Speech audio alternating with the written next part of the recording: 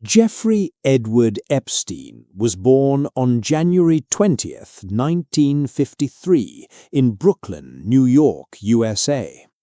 He grew up in a working-class family. His father worked for the city government, and his mother stayed at home.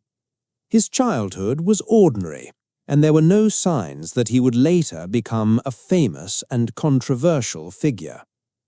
As a child, Epstein was very intelligent, especially in maths and science. He skipped grades in school and finished high school early. People around him believed he had a bright future. After high school, Epstein studied at Cooper Union and later at New York University, but he did not graduate. Even without a university degree, he found ways to enter elite places. In the 1970s, Epstein worked as a maths teacher at the Dalton School, a private school in New York. Many students there came from rich and powerful families. Epstein seemed confident and intelligent, but after a short time he was fired. The school never clearly explained why. Soon after, Epstein moved into the finance world. He joined Bear Stearns, a major investment bank. This surprised many people because he had no degree or financial background. However, Epstein learned quickly and gained connections with wealthy clients. In the 1980s, Epstein left Bear Stearns and started his own financial company. He claimed to manage money for very rich people.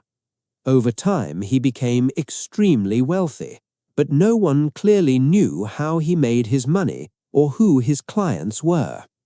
With his money, he lived a life of luxury. He owned large homes in New York, Florida, New Mexico, Paris, and a private island in the Caribbean. He traveled on private jets and met politicians, celebrities, scientists, and royalty. To many people, he looked powerful and untouchable. However, behind this rich lifestyle, serious crimes were happening.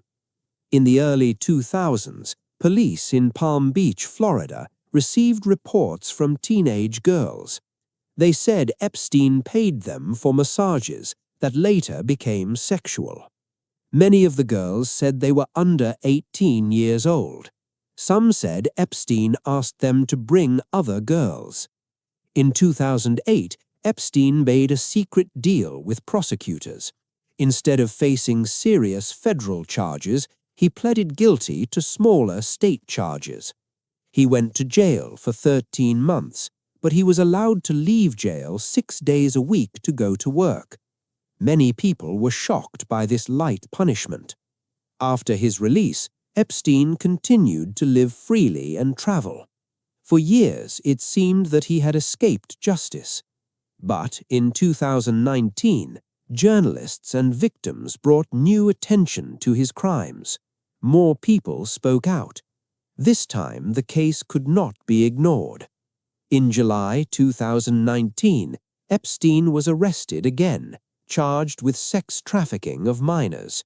He was held in a federal jail in New York and faced life in prison. On August 10, 2019, Jeffrey Epstein was found dead in his jail cell. Authorities said he died by suicide. His death caused worldwide shock and many questions. People wondered how such a powerful prisoner could die while under government watch. Jeffrey Epstein's life story is now remembered as a story of power, abuse, and failure of the system. His case showed how wealth and connections can protect criminals for many years. Today, Epstein is remembered not for his success, but for the harm he caused and the many unanswered questions left behind.